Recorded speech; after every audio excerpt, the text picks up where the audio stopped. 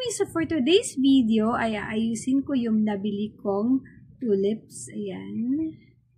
Yung set of tulips. Ayan.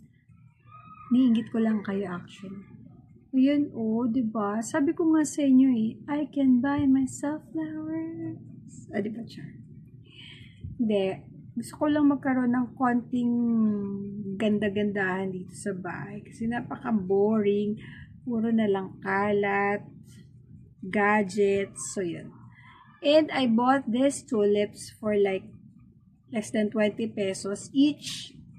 And sobrang ganda niya. Ayan. This is yan. Iba-ibang kulay ang pinili ko para masaya. Tapos, sobrang haba ng stem niya yan. Para sa aking vase. Wala mo talaga akong vase. Meron ako nakita nitong cup. So, nire-purpose ko lang siya. So, yan siya, mug. Actually, yan. Para kitang-kita nyo, yan, mug siya. Silagyan ko lang ng white paper.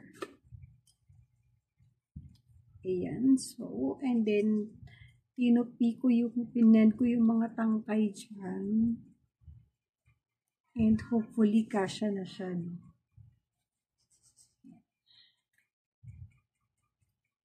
Let's see. Ta-da! Ooh! I love it! And para may konting zest, lagyan natin siya ng ribbon. Diba? Ang arte ko. Chas. Well, yan.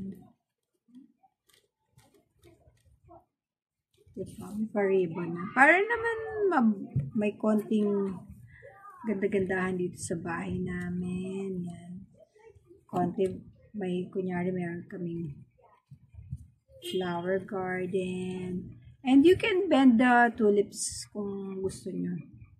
Yan. Pero yung buka ng bulaklak niya, ganyan lang talaga. Tama lang yan. And so yun, ilalagay ko lang to sa mouth ng ating mug.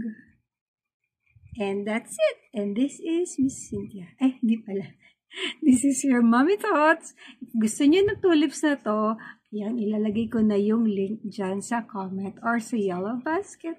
Get yours now.